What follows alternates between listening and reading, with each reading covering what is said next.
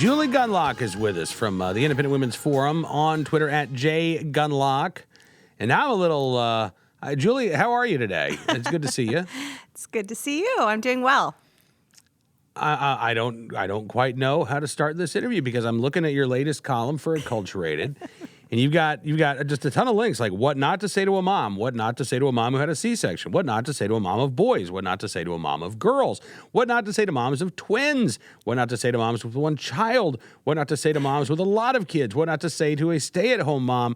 I officially now don't know what to say to you. Better be careful. Yeah. This is a minefield. Yeah. So I've started to see more and more of these articles out there warning people, sort of, it's like the campus oversensitivity on things, sort of campus speech codes gone into the mommy blogosphere. And so you have a lot of these articles where I see, and to be honest with you, I've seen this come out of some of my friends who are writers as well, who have sort of written these pieces like, you shouldn't say this to, a mom of big families or a mom, I wrote the list, okay? And I put links because I'm not making this stuff up. I'm seeing this. And, and when you read these articles, it's always the same. Like, how dare they? One example, women who breastfeed, okay?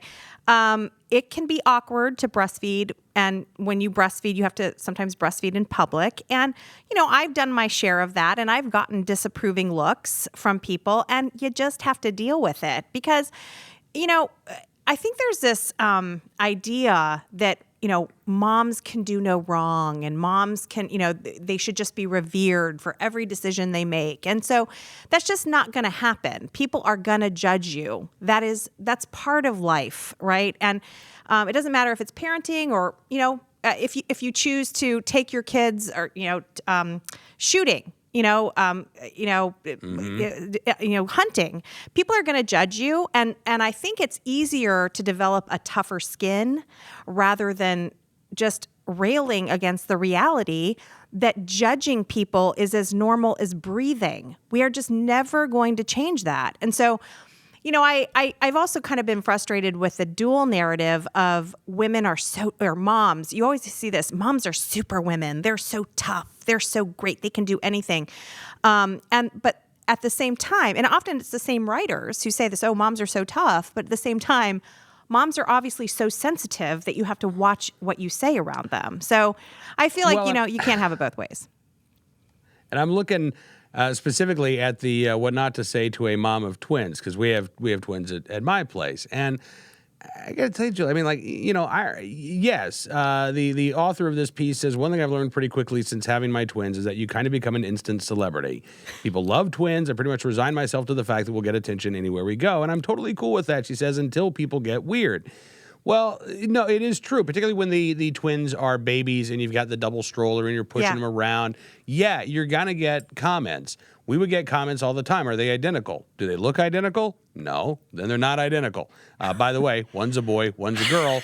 Kind of hard to have identical twins. My husband is a twin. My husband is a twin, and he gets the same question, and he has a sister.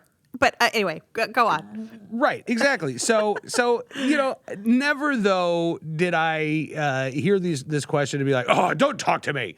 I can't believe you didn't ask such a stupid question. No. And I'm looking here. This author went to like some mothers of multiple groups on Facebook and asked, so what have you heard from people? And she got right the because answers. A lot of what this is clickbait. Yes. Right. This is just right. Well. And so here are some of, but here's some of the questions. At the grocery store, some lady told me I was greedy for having two at once. In the do you think that was serious? Do you really think some lady just gave you greedy, two baby mom? Most offensive question I got asked was, are they drug induced? I took it in stride, says Lisa, but later wished I would have called her out for it. You know what? We got those questions too. Yeah. And by the way, the answer is no. We were lucky that we wanted one and we got two. We were lucky. But what does it hurt to have that question asked of you, and what does it hurt to answer? Well, I don't know, Julie. I don't get it. There is a real there's just a victimhood that's come with, and I don't know, it's a strange sort of, I want to be a victim, and yet I'm such a superwoman for being a mom. And again, I find the disconnect kind of frustrating. I do think that people have trouble. I think people have trouble remembering. I think moms have trouble remembering that people forget what it is like to have small children or having, okay, my mom doesn't really remember what it's like to have, I have elementary aged kids now, right? And she doesn't always remember kind of the struggle. I actually don't really remember fully the struggle of having newborns. Okay. So I might say something insensitive to someone about, or joke around with them. And maybe, they're so exhausted, they may not have a sense of humor. But the point is that I think people forget, and they may not mean to come off as judgmental or rude or snarky, but they do. And look, we do live in times where people have more opinions, particularly about nutrition, what you're feeding your child. There's a lot more there. I'm not unsympathetic. I also write about how moms need to take it down a notch, but on the judgment. But I think it's this sort of this series of articles I'm seeing where moms can't be told certain things or can't get the stink eye from someone.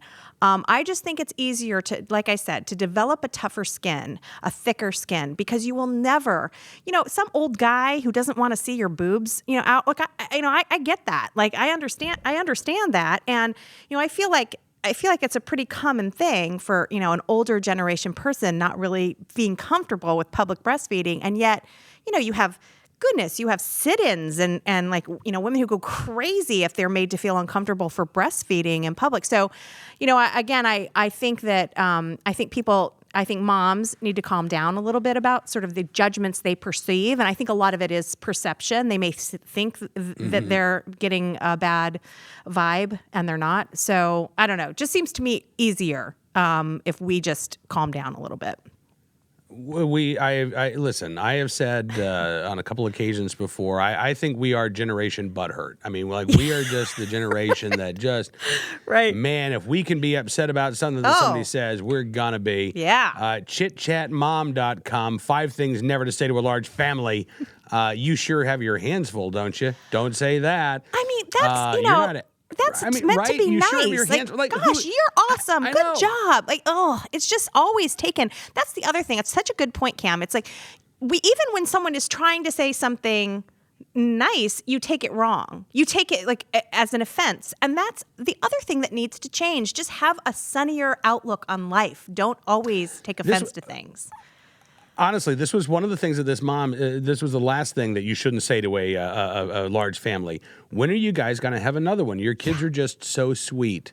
You should never tell a parent, your kids are so sweet. You'd be great at having another baby. Apparently that now, right? How dare you? I get, now I'm the mom of. That's my business when we're going to have more children. I'm the mom of 3 boys. So of course I get a lot. Well, first of all, I get and I love it. I revel when women go, "Oh my gosh, 3 boys, you must," And I love it when I hear that because it's true.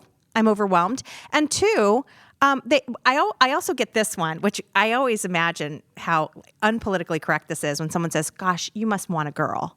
Now, I don't feel that way, but it's well-meaning, and I always respond, "Oh goodness, what would I'd have to buy all new things. My husband, thank goodness, I'd be out spending, my children's inheritance. There's no inheritance." But, I always make jokes about that, about how I would lose control. I'd buy everything in the little girls department. And that's the thing. That is, I think, a much better way to approach these things than sort of gasping and being horrified and then running back to your computer to write a blog about how offended you are.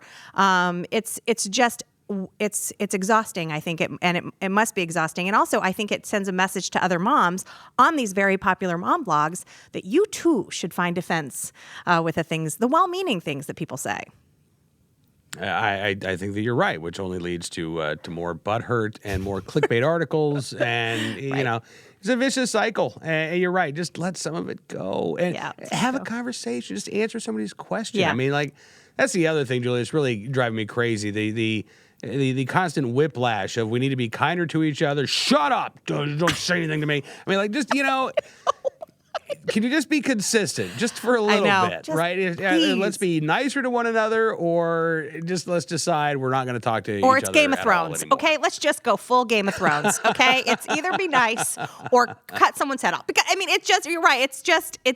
I can't deal with the inconsistency, which is bothering me as well. Yes. She drinks and she knows things. She's Julie Gunlock of the Independent Women's Forum. I got that stitched on Like a that pillow. Game of Thrones reference? I There you do. I go. do know that. How many more days until the new season? Okay, now there I'm beat. I don't know exactly, but I know it's soon. I know it's like a 10. Okay. How many?